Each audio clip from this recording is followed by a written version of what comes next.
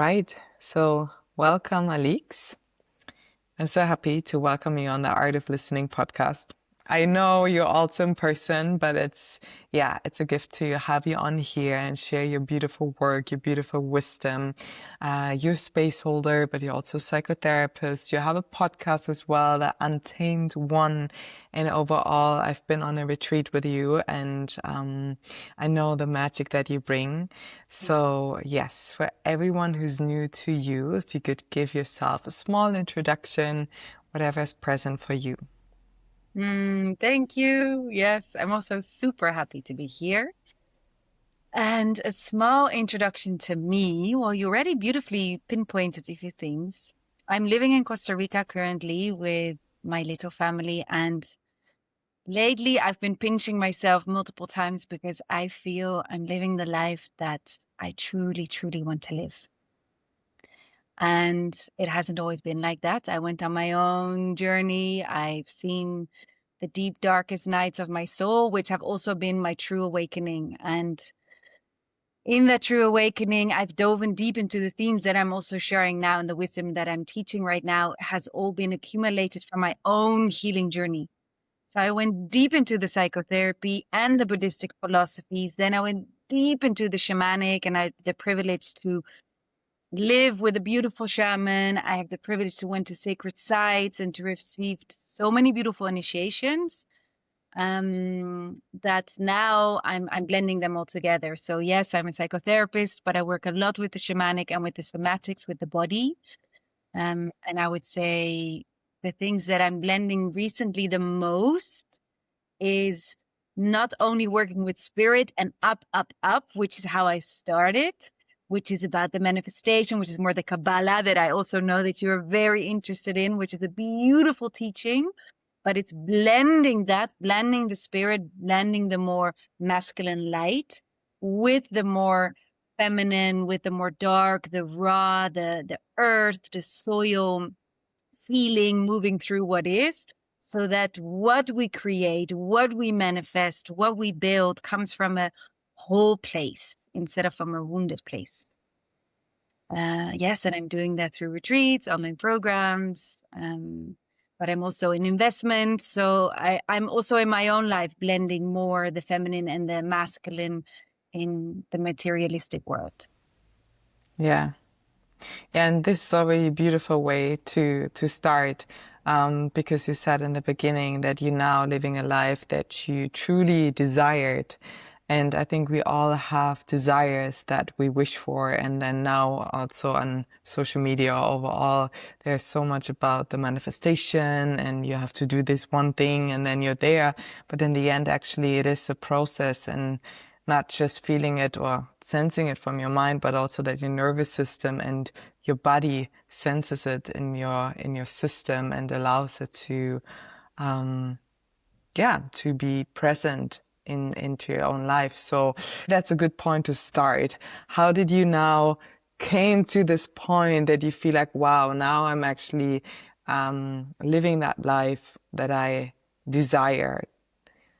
Well, if I'm very truthful, I'm going to share straight away also a little bit of my raw, more shadow parts within myself. Is I have been in the recent years, I wanted so much to bring my medicine and my wisdom forth that a lot was still coming from a wounded place.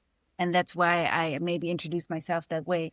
So let's first go back a little bit more to the beginning, where I had a wake up call from the universe. I had a deep post-traumatic stress syndrome. I had deep panic attack, and it woke me and it showed me and it introduced me to a whole new life. And I always say it's like almost like a candy store, because I discovered there was this world where you could connect to your heart, and there was breath work, and it was plant medicine, and we could do sound healing, and there were so many things that came to me, and I was like, oh, I wanted to explore it all. I wanted to unravel it all. And it was a deep journey into the spiritual. It was a deep journey into the mystic studies. I dove deep into the goddess, the priestess. Like I said, the more upwards, I journeyed with the stars. I was able to communicate with different star beings. So it was a whole new world opening up for me that I discovered, okay, I can actually be a channel. And all the sensitivities that I felt as a child are actually valid and are actually true. And all the things that people thought that I was crazy for is actually part of my superpower.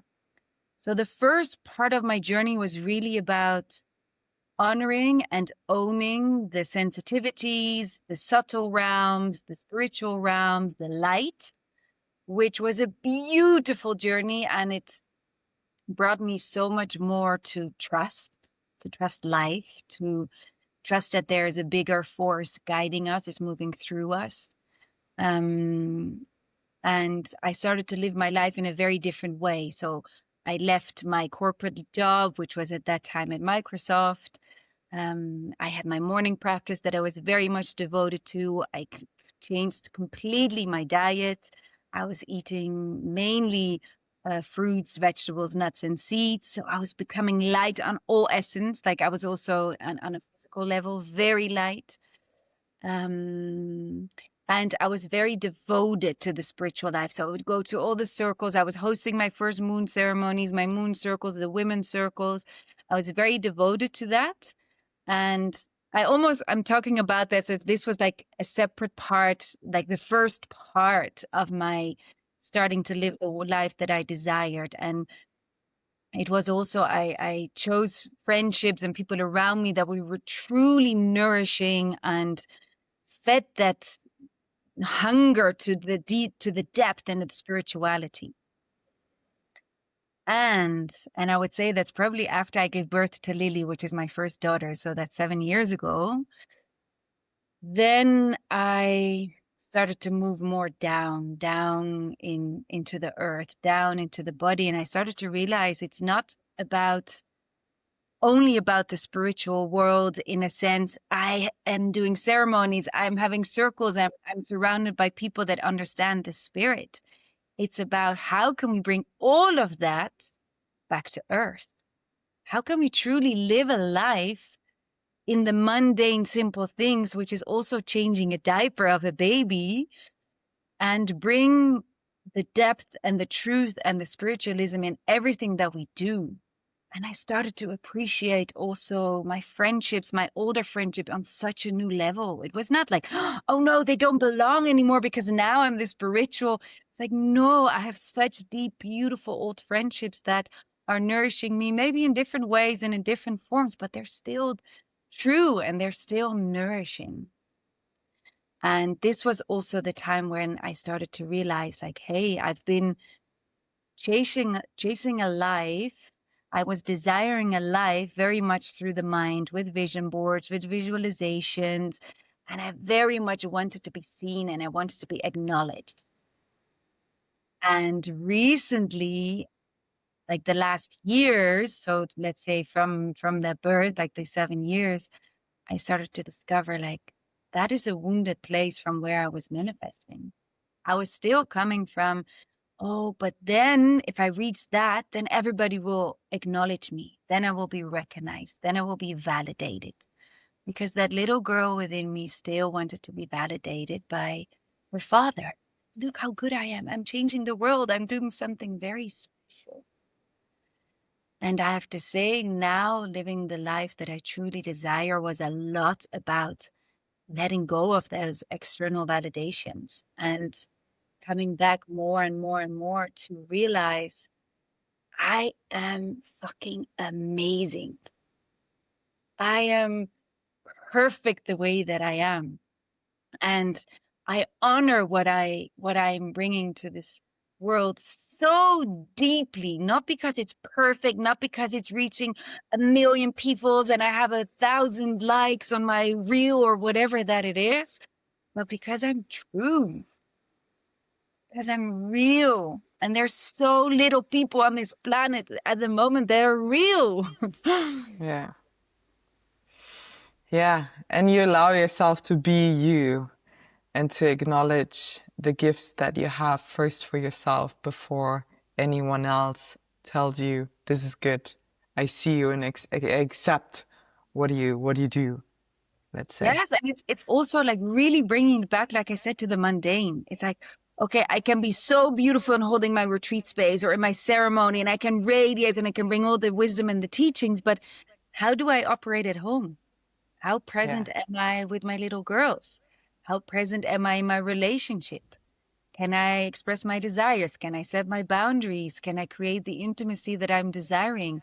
How do I interact with the people that were building my dream house that I'm living in right now? Like, so really bringing it back to the simple, practical, instead of in the ceremony, like in life. Yeah. How do I live my life? How conscious am I living my life? And from what true place am I coming there? Yeah, and I think we can see that a lot, especially, let's say, in the spiritual community, that there is so much work and maybe also good intention in some ways. But I almost feel that's something that I've observed is once you engage in spiritual practices, but the spiritual ego is almost more dangerous than the other ego. Let's call it like that. Because I feel, yeah, I think it's also a good moment to always check in from which place am I actually moving, right? And creating that awareness that maybe even for you, you could realize, oh, I was actually coming from that wounded space. So what helped you navigate to see that more clearly? Because I think oftentimes also we operate and we're not even fully aware and conscious of it. I love that question. Thank you. And yes, the spiritual ego is so sneaky. It's so slippery because it's cloaking itself. Like we're putting on this new beautiful poncho that I'm wearing from Guatemala, which is very beautiful, Yeah. spiritual. And I put it on, and then suddenly I use the jargon and I go to the places where I'm meant to go as a spiritual person, but it's cloaking itself in such a clever way that we often don't realize it is our ego. We felt like, oh, we had an ego death because I'm totally reborn, right? So it comes in a very different and I would say sneaky way. And for me, how I check in for myself, like, from what place am I coming, is to discover how attached am I to the outcome. Hmm. So I would ask myself also that question when I'm creating something or when I'm building on something bigger is what would happen if this wouldn't come true? Hmm. And then if that would devastate me and we'd be like, no, it's impossible because, and I notice how attached I am to that to come to fruition, I know that it's time for me to take a little step back and to inquire, like, why is this so important to me? And there's always underneath, and if I had to really take time to answer why, to feel it in my body, and to go to that place and say, hey, I recognize you, I feel you, I see you. There's always an answer coming out that is often coming from, oh, but if this happens, then I could be happy, or then I'm successful, or then I'm seen, or then some part of me that feels so uncomfortable, I don't have to feel it anymore. And then when I know, okay, I have some work to do inside, then I also know how to complete that process, right? Because I know within myself, it's still coming from a place that wants to be felt, held, nourished, and then comes in the somatic work. So can I then hold myself in that? Can I truly hold myself in not wanting to accept that there's the discomfort or still having that big longing and give that to myself? Because almost always it's a little girl Yeah. that wasn't met in her needs. It's almost always a process that we were not able to complete when we were younger because we didn't have the capacity to hold ourselves or to see ourselves or to acknowledge ourselves or whatever that it was. And now we can create that time as the wiser adult peoples that we are to complete the process. And then it doesn't have to run the show anymore. And then from a clear place, you can check in and it's like, do I really still want this to happen? So actually, there are two questions I ask myself. One, am I willing to get uncomfortable to receive my desire? If Hmm. no, okay, then it's meant to go. If yes, then the second question is, And what would happen if I don't get it? And if I'm too attached to the outcome, I do the inner work. And then from a clear and clean place, I check in again. Am I willing to get uncomfortable for this desire? Yes. Is it okay if it doesn't happen? Yes. Beautiful. Can I be the vessel, and can I say yes to the desire that came to me, that chose me? And can I be the vessel for it to come to fruition? Yeah, and I feel this is actually such a powerful and simple tool to have this conversation with yourself and speaking to that part. And also, as you said, right, locating it into your body and just speaking to you in a way as you maybe would have wished that someone when you were little would have spoke to this part of you. So now when we go more into that direction of following the somatic practices and really connecting to the body, what are the main practices that you do? Is there like any daily practice that you have, or even also in these moments, right, where you check in with yourself and you feel, where do you feel it in your body? Is there something specific that you do, or even how you guide people in that process? Yes, beautiful. I love to speak about the somatics because I feel it's such an essential part of the work, and especially as women that we do. So yes, I have a daily practice, and that actually looks different. So for me, the practice could be very much just a Kundalini yoga, which you know very well. It can be a vinyasa practice, and all like the both practices will bring me back into my body for sure. Anyways, I will always incorporate some form of breath, which will also bring me back to my body. And then when I feel, for example, I'm going to go really in creation mode, or I'm having a podcast recording and I really want to be present and I want my mind to be more off and I really want to step into the more channel version of myself, I tap into pleasure practices. And my key, actually, I have one, and maybe I can even share it down below. It's not mine, it's from a dear sister of mine, and it's a 22-minute bliss practice. It's shaking, it's dancing. I would say dancing is my number one practice to get back into my body. It is this practice that I'm talking about, and it's breath and it's a bit of meditation. But always when I need to get back into the more pleasure state, I dance. And I put on more sensual music because I can I can put on happy music and I can really pump it up and I can get into the vibe.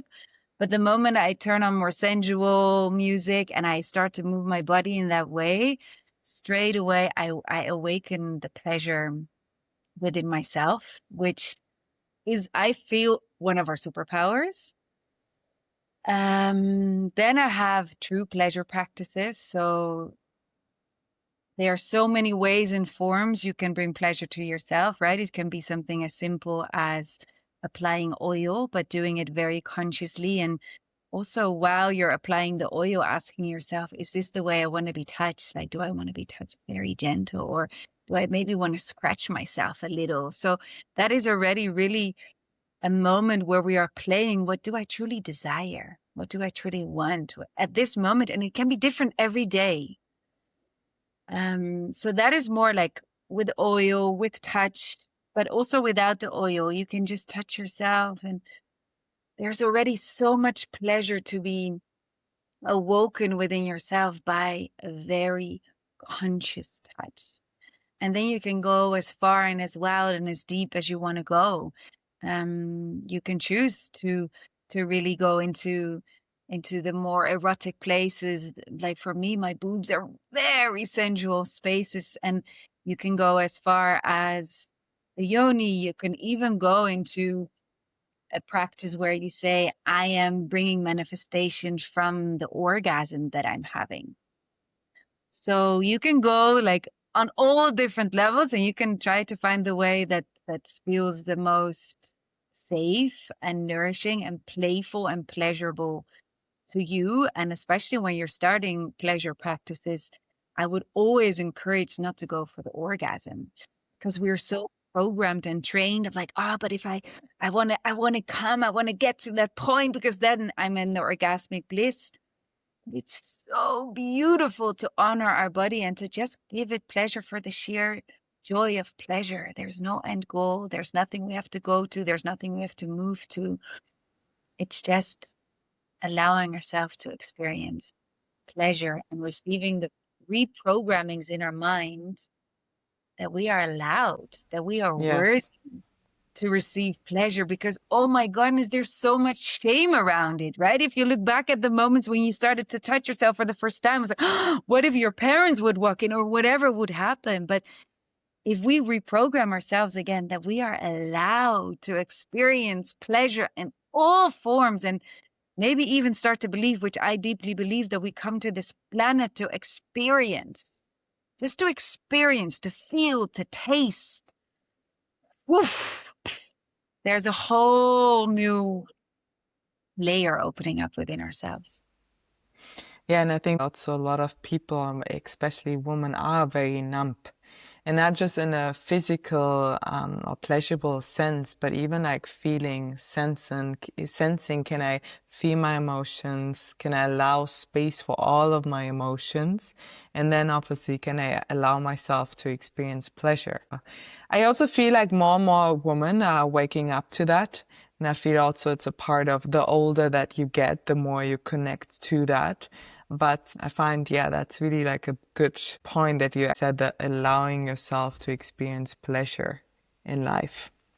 Yeah. And actually, the simplest thing, because I'm reflecting on the question that you were asking me, is to be present with what is. Because when we're so present, that is when we realize, when we're walking on the beach, we feel the sand between our toes. When we're so present, we hear the waves crashing, and we smell the breeze and of the ocean, and all of that. Ask what it takes is presence. And like you're saying, can we be present with ourselves? Can we be present with the uncomfortable and the comfortable? Can we be present with the pain and with the joy? Can we be present with whatever we are experiencing? Because when we can be fully present with whatever is, and we're not trying to push it away, which is the root cause of suffering, right? It's like to suppress whatever is, there is so much more liberation happening, because we liberate ourselves from expecting something different, of wanting something different. Yeah. And I feel this is also a good place to start, where your true desire can come up. Because I feel this can be a point that, even while thinking, what do I truly desire, right? We might know it then in our mind, or we have an idea of something, but what is it that I truly desire and actually also feel in my body and in my heart? Because maybe also in our realm, like let's call it the spiritual realm or whatever, if you do some sort of work, that makes terms like following your desires is more common. But I feel generally, if you ask anyone, what do you truly desire and long for? Usually the answer will be maybe just on a material scale. This is what I want. How do you really get in touch with your true desire? Especially the Again, desire of your heart. ah, again, a really beautiful question, because it's true what you're saying. In the conscious scene, maybe it's more easy to connect to our desires. But if we look at the last 1,000, 2,000 of years, especially women, we haven't been trained to actually know what it is that we truly desire. Because we grew up with a concept of, you have to behave in a certain way, you have to eat in a, like, use your cutlery in a well way when you're dining at the table, because what if the queen would invite you? That was a sentence that I've been hearing a lot when I was growing up. You have to be successful in a certain way, you have to be independent, you have to be strong, but you also have to become a mother, and you have to be a conscious mother in certain areas, or at least you have to be a good mother, and you have to be all these things. You have to be all these versions that society, that your family, that your friends, that the school have been ingrained in our minds. And by becoming all these versions, we received love and we received acknowledgement and we've received recognition. So we taught ourselves to be a certain version. But if you ask somebody, what do you truly want right now? What do you truly desire? So many of us don't even know, because we've become these versions everybody else wanted us to be. But, or let's say not even but, I would say, and the biggest gift we can start to give ourselves and that we have to give the world if we want to make a change somewhere in the world is to come back to what it is that we truly want. And if you ask the question, what is it that our heart truly wants? It's even taking it one step further. It's first discovering what is actually the voice of our heart. What does my heart's voice feel like, sound like? Where does it reside in my body? Because we have multiple voices all day going on. We've got voices in our head going on that are maybe coming from that ego place that we were tapping in before, where our ego is telling us to behave in a certain way, or maybe brings us in a more entitled space. Our ego voice is a voice, again, that's a little bit more sneaky, but it will always result in separation, saying, but I have the right to this because I am riding my bicycle and I have more right than that car in Berlin, in Amsterdam. But when I'm riding the car, I have more right because those bicycle drivers are coming with hundreds and I need to go first, or whatever we tell ourselves. Or I'm allowed to cut the line because I have a baby and I'm in a rush and I need to come home and I have to give my booby milk, or whatever it is that we can tell ourselves that we have more right than the other. It's that ego voice. But we also have all these voices within ourselves that are coming from the voice of the poor me, that are coming from, oh, but I'm never going to have what that person has. And it's so unfair because they already grew up in a certain society and therefore it's easier for them. Or, well, that person, she just has the looks. She's so beautiful and therefore she has a huge following and I will never be able to get that. Or people that are really stuck in lack mentality. They believe that they will never have a beautiful home, or they will never have a beautiful house, or whatever that it is that they feel sorry for themselves. And then we have a third voice. I call it sometimes judging Judy. So it's really the one that's judging ourselves and is judging others. It's the critical voice in our head constantly saying that something is not good enough yet. I'm not good enough yet. The table in the restaurant that I'm sitting on is not the perfect table. I've just finished this house, but the color on the wall should have been different. It's that voice that keeps on telling us that something is not good enough yet. The man we are dating is not good enough yet. And these three voices that often are running the show are actually not the voices of our heart. So if we become more aware of the voices that are actually not the voices of our heads, and we start to realize how many stories we are telling ourselves every day, and then we have moments where we cultivate the voice of our heart, for example, in meditation. For example, just sitting in silence and laying your hand on your heart and saying hello to this voice. For example, thinking of moments in your life where you felt very excited about something, or very happy, or very lit up, and then go back, how was I feeling then? What voice was coming then? These are moments where we can slowly cultivate and discover and understand again what the voice of our heart sounds like. And maybe sometimes people have to go back to childhood because they haven't heard that voice for a very long time, and they go back to their childhood time, and I would guide them back to a place where they were wild and free and playing. And I asked them, oh yeah, how did that feel? And go back to that time and go back to the voice that lives within yourself at that moment. Because that's how we start to discover the ways of our heart. And actually start to build a relationship with it, right? Exactly. Yeah. And it feels almost that the other voices are, no matter the voice or the story, is actually just a form of protection to really tap into that heart space.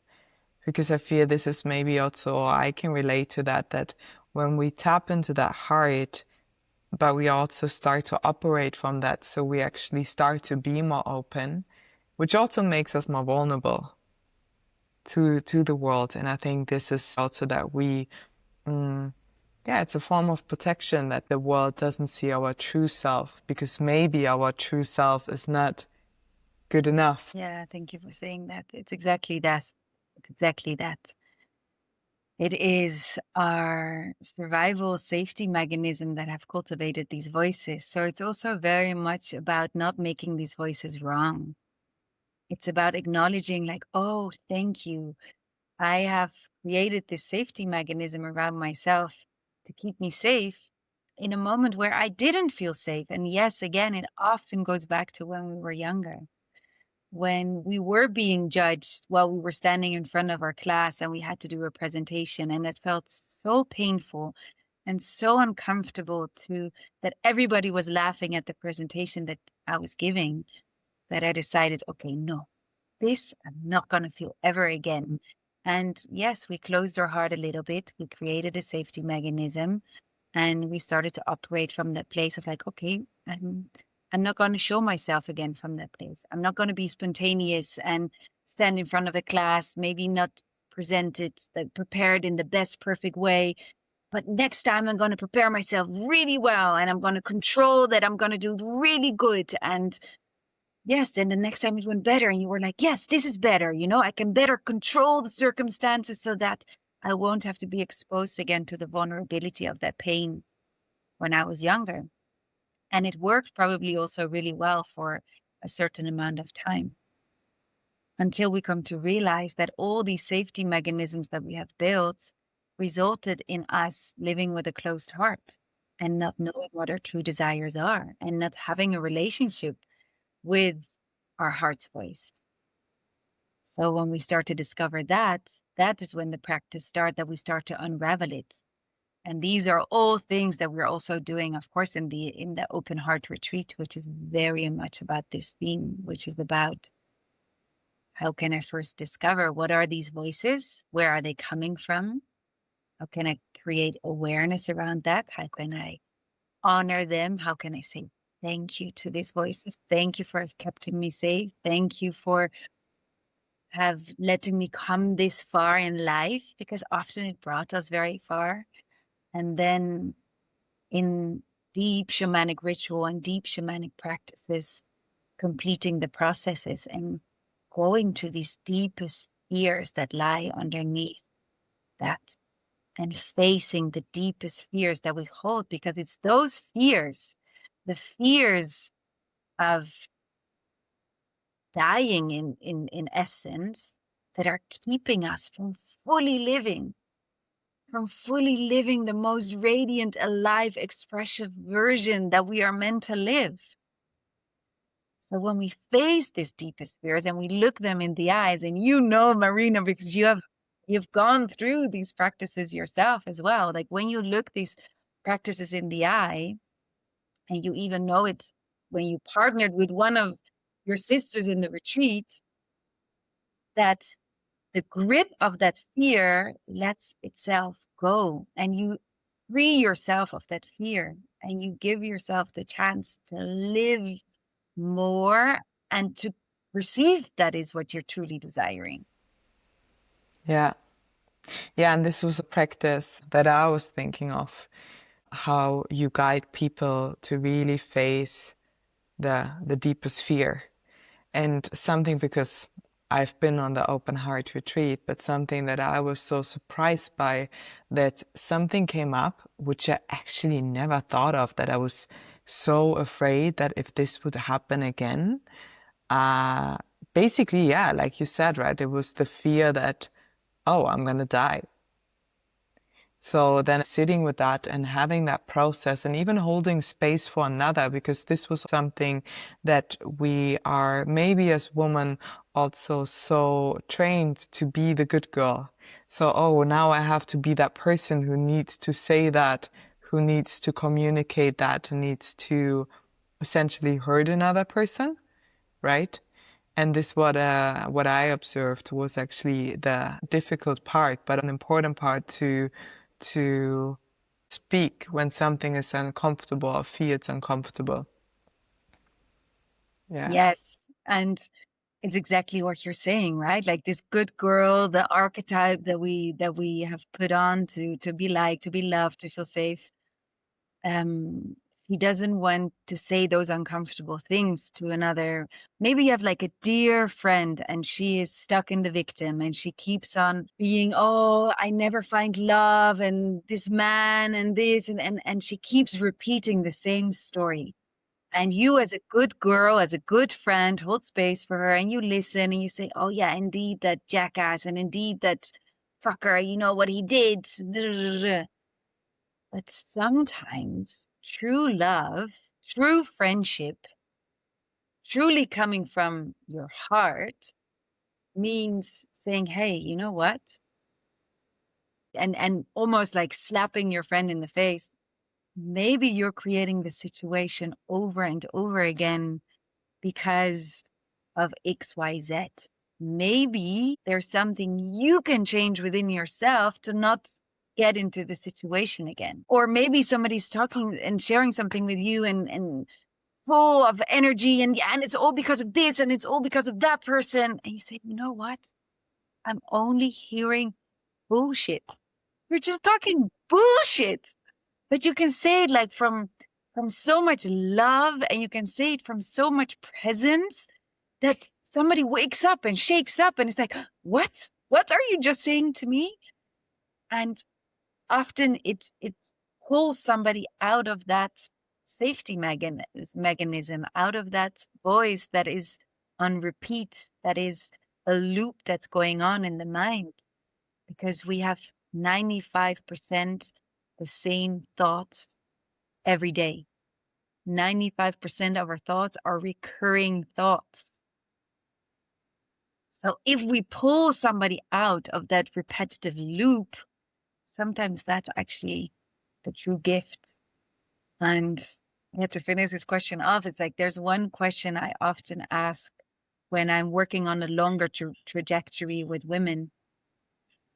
And the question is never the same, but the start of the question is always, can I ask you a very uncomfortable question? And the question that always comes up is that one thing that you know that is true, but you're actually afraid to ask because it's like, oh, it's that painful. It's that question, for example, but what if you would never find true love? What if you will never become a mother? And asking that requires actually a little bit of courage. Yeah. Totally. It's not Yes. easy, but actually these uncomfortable things in conversation, and we know that even in relationships, these are the ones that we actually need to have, and that are also there's the biggest growth for us. And the direction that we moved into reminded me on you talk a lot and share and teach a lot about the untamed woman as well. And we already talked about the good girl, right? The yes, holding space and not making any drama, any problem. But there's also this big part which is so suppressed since so many thousands of years, that is actually knows the truth in her heart, in her womb, and wants to speak that and feels a lot of rage. And I think that women can probably relate that there's so much rage suppressed within us that we maybe not even fully aware of. But having the uncomfortable conversation, speaking your truth, saying no. So if you want to share more, I know you're very passionate about the unchained woman. Yes. Yeah. So we kind of moved, like what you were saying, from this good girl And we move to her becoming aware of her patterns, of her voices, of her desires. And like what we were talking about in the open heart retreat, we look the fears in our eyes so that we can start to cultivate more the version of ourselves that we truly are. And then when we have cultivated and we've understood who we are, and we started to understand the voice of our heart, where our desires, of course, come from, and we start to feel what our clear boundaries are, right? Because when we live from that open heart, a big part of that is also saying no. That is when we start to live as our untamed version, as the untamed woman. And first, I want to say about the untamed woman, she's not only the wild woman that everybody talks about. You know, it's not that she's the one that's only raging and that is screaming and that is only sensual and pleasurable. Because for me, the untamed woman, in essence, very simply, she is just really who she is. That's it. She's just really, really true to who she truly is. And in certain days, when she's maybe in her moon time, she can be very introvert and she can be very silent and she can be very tuned in. And for me, for example, when I'm in my moon days, I really honor that more and more and more. And these are the days I channel wisdom. These are the days I'm very much in silence. My girls know, the new moon is coming. Mommy's a little bit more silence and mommy needs a little bit more time. That is also the untamed woman. And the untamed woman is setting fierce boundaries and being like, no. And my no is no. And my silence is no. My silence is not a maybe. My silence is not yes. My silence is a no. And really speaking my boundaries into life and honoring my desires. And again, when I have a desire, key is that I'm not attached to it. So even in my relationship, when I have a strong desire and I want to be intimate in a different way, yes, it can be my desire. And yes, I can speak it into the room, but I should not be attached to the outcome. Because I don't know if that other person is willing to meet me there. I don't know where that other person is. But the only thing that I can do over and over and over again is to stay true to that desire and not give up. Because often people are like, okay, ask it once or twice and I'm not being met. So no, not give up. Stay true, stay so true to you. And maybe that is the biggest marriage we can do. And the biggest gift we can give ourselves is to honor our inner goddess, honor our heart's desires, honor ourselves. Because that is when we start to overflow. That is when we start to be able to give. That is when we start to be able to hold space and be truly nourishing for my little girls, or in holding space in a retreat. And what I also want to say is the untamed woman is not social, or how do you say that, egoistic. Because what you see a lot in the spiritual space and in the conscious scene is that, especially women, they start to be like, oh yeah, I need to honor my desires and honor my boundaries. But they forget to tune into the field. They forget that sometimes the field is requiring you to be present at the funeral of an old friend, which you maybe don't feel like showing up for because you don't feel good or whatever, something is present. But if you truly tap in to the true desire that lives in our heart is always the true desire of the bigger field. And then you can feel, no, actually, maybe I really don't feel like it. And maybe I'm very tired, but this is something I choose to show up for. And I am present at that funeral because I choose that is in the highest good of all. So yeah, that is something that I really want to emphasize. Our desire is not egocentric, egoistic. Our desire is always in the benefit of all and everyone involved. And sometimes that means I say no and I go into space all by myself. And sometimes that means showing up. Yeah. Yeah. And not just having I just do what feels good in the moment. And it's a good reminder to always come back and actually pausing and reconnecting to that heart space and feeling, okay, if I would do it, how does it feel in my heart? Does it feel right? Is there a slight opening or like a contraction? Because I remember this would be something even in a somatic sense to tap in what you were sharing in a retreat, that there is for an answer an opening of our body, even response to our heart space, but there will be also more contracted space, and even learning to trust that, how the heart speaks to us.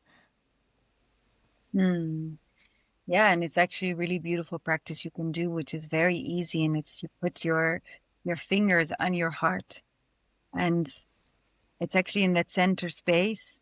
And you can find it because if you go down or you go up, you feel there's one space when you lay your hands where it vibrates, it tingles.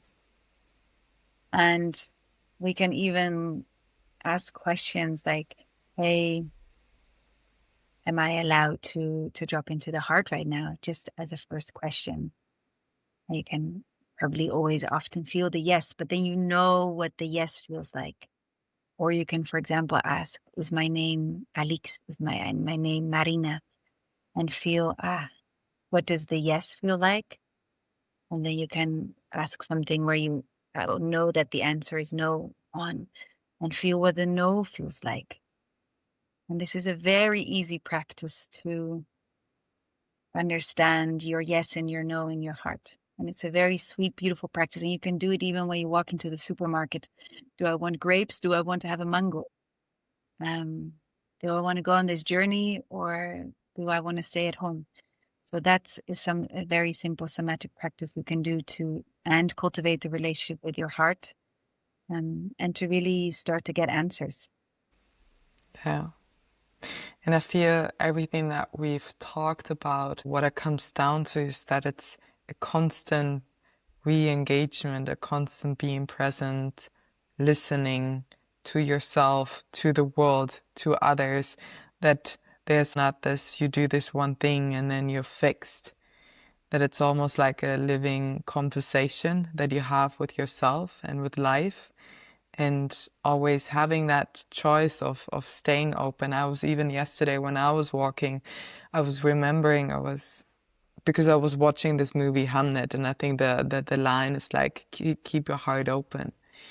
And I was really trying to remember that, and then also remember what we've practiced in the retreat, especially in the moments where maybe I want to close, to actually keep the heart open. And that you could keep the heart open, but you could still put a boundary. That it doesn't mean your boundary less just because your heart is open. I love that. So beautiful.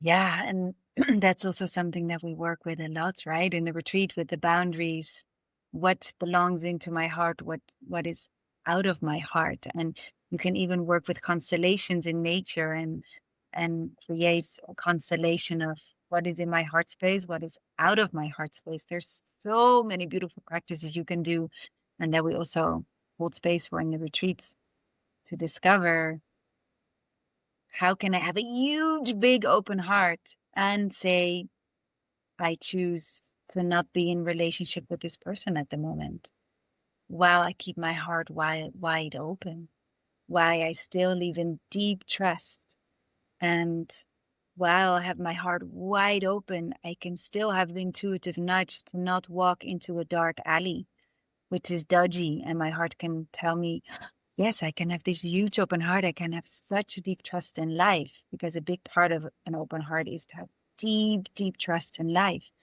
And my heart telling me, just take that other little road, take that longer road that feels good and safe and spacious, and it can all exist side by side by side. Yes. And diving a little bit deeper into the open heart retreat, because it will happen again, the summer, beautiful Tuscany, and everything that we talked about. It's a beautiful journey. Like I said before, I've been there. And these were like small nudges of all the practices, but something that I definitely can say that it goes very deep. And you were recently sharing also that even when you hold space, you can not go deep, which I love. Because that means you spend a nice time definitely in Italy, but also you go deep and you do the work, and then hopefully you could then carry that into this world and into your life and see the changes, because most of the time the changes are not the comfortable ones, but maybe the ones that we need. Maybe some are comfortable, maybe some not. So yeah, if you can share more about the open heart retreat, because you're also not doing it alone. And I love the special constellation. Yes. Yes, so I'm hosting the open heart retreat with my godmother, which is my auntie. And she was always the woman when I was young and I didn't feel good or I needed support, I would go to her. And she was already reading my auras and reading energies. And I was doing constellations actually with her already of like, what study am I going to do? And we would constellate the aura soma bottles and support me in that. And since the last 5 years already, we have created this specific retreat, which is all about becoming true to yourself, starting to live the life that you are meant to live, becoming more clear on what your purpose is, what you're bringing into the world, because you understand yourself so much more deeply, and starting to express yourself from the true place. And this was really a co-creation of us together, where I come much more from the neuroscience combined with the somatic and the shamanic. And Henriette, my godmother, she works a lot with the body. She's also a medical coach. So she trains people that are terminally ill to, or have a very beautiful passing, or to still uncurable diseases, because you can speak to the body. So she works a lot with the energetics of the body, with the chakra system. But besides what she does for me, she just holds such a beautiful, safe, soft, loving space. There is such an unconditional love emanating just from her presence, which I had the privilege to receive when I was growing up, but that I also still feel so present during the retreat. And yeah, I have the feeling I kind of dabbled and dibbled quite some bits and pieces of the retreat already in. So is there anything else I would love to share? I think for myself, what I truly see is that how women arrive, which is often still with a lot of control, which is often with quite some fears, and a little bit of feeling of being lost, like not knowing what their next steps are, not knowing where to go. And then when I see the women walk out, I see such strong, such powerful, transformed women where they find their true love, like within months after the retreat, or where one woman which really, really had difficulties of getting pregnant was pregnant within, it was like 3-4 months after the retreat, where people quit their job and startly pursue their career in a more creative art space that they always wanted to, combined with everything that they've always done. Some people make 180 change in their relationships. So what I would say is the women, how they arrive and how they leave are just different women. And I would say maybe that is the key. That is the essence of what is happening at the open heart retreats. Because yeah, like what you were saying, we cannot not go deep. The thing is, we do it in a gentle way, especially with Yet. Yeah, my auntie, she's she loves to hold the gentle space. So we go deep, but we do it in a gentle way. We do it in a loving way. And therefore, I also feel open heart is a beautiful step, like a first buff opening, a first big transformation, which is also the beautiful building stone toward the Untamed Woman retreats, where it's even more about the pleasure and the raw and the expression and stepping and expressing your voice and stepping into the more wilder version without being wild of yourself. But the open heart is like the beautiful step towards that.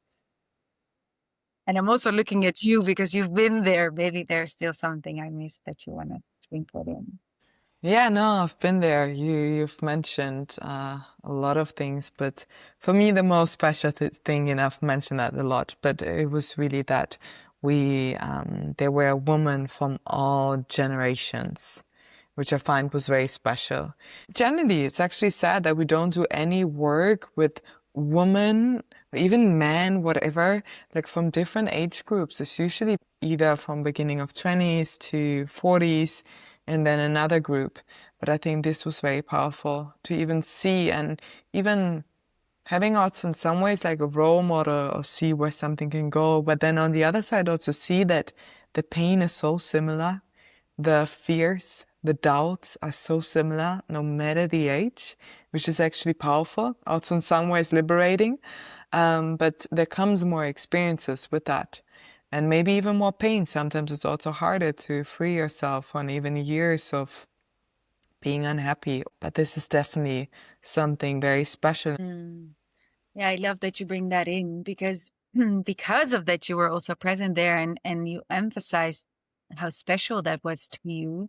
That was also something that Mariette and I have been reflecting on, and we've been really bringing in that lineage work even deeper in this next edition that is happening end of June, because it all comes down right from the women that came before us. And in many of the shamanic traditions, they say when we heal something, we heal it for 7 generations in the past and 7 generations that are yet to come.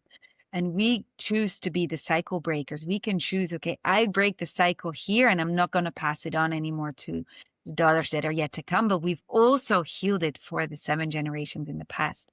So we realize the power of having multiple generations and lineages present in one space, the power that that brings, and to honor that even more deeply and bring in more of the lineage work. So that's actually a sprinkle that you even brought in. Well, I will link everything below in case anyone would be interested. I'm pretty sure after this beautiful conversation. Are there any last words that you want people that are listening to hear? Anything that's maybe on your heart, any message that comes through? Well, it's interesting. The first word that popped up was devotion. And why that word is popping up is because I feel when we are deeply, and I notice that I'm clenching my stone because I'm a little bit uncomfortable saying it because it's maybe a little bit woo-woo for certain people. But I believe when we are so deeply, deeply devoted to the goddess, to the real great, great, great mother, and we devote our lives to her and put all our trust into her, that is when our lives start to shift 180 degrees, because we start to devote ourselves to something that is so much bigger than ourselves. And like I said, we become the vessel for her, but it's not the egoistic desire. It's suddenly the desire of the goddess that's moving through us. But it's so liberating. It's so liberating to be in deep devotion to her. And yes, sometimes it can be uncomfortable because it means saying certain things or letting go of certain things. But it's so liberating and it's so freeing. And it's something that we haven't done because the mono gods came in 2,000-3,000 years ago and we only started to believe in God. And I'm not saying the goddess is better than God. But if this resonates for you and you can let this land in your body, to truly be devoted to the goddess, the great mother, where everything came from, where the stars came from, where the worlds came from, where the universe originated from, and it feels true, I would truly invite you to, be in deep devotion and deep trust to her and liberate yourself from so much bullshit. Yeah. Good one. So I will link everything below as well, but how can people connect with you? I know we talked now about the retreat, but you're in Costa Rica. So for anyone who is in Costa Rica, once in a while you do some online things. You've done more before, but wanted to do more in the physical space. But still, how can people connect with you? And also, what do you offer if maybe you have people around the world and they feel like, I want to work with her, but I'm not in Europe? Yes. Well, I would say, first of all, connect to my Instagram, because that's where all the most up-to-date information will always be. Here in Costa Rica, we're planning a retreat actually in November, which will be in Guatemala, which is very close by from Costa Rica, which is much more also connected to the Mayan culture. In end of January, February, we will host a retreat here in Costa Rica, where we dive more into the untamed woman, but also the dark masculine. And here where I live at the Ark, I'm facilitating Temazcals. We just did a big healing circle for men and women, because I feel it's more and more time to bring men and women together. So that's happening every new moon. And in the online space, I offer for 3 women per half year. I offer long-term trajectory. So that would be like a 6-month container where we work one-on-one and we go deeper. We work really on all the subconscious layers, and then we start to create that life that you truly desire. And the podcast, the Untamed one. Yes. Okay.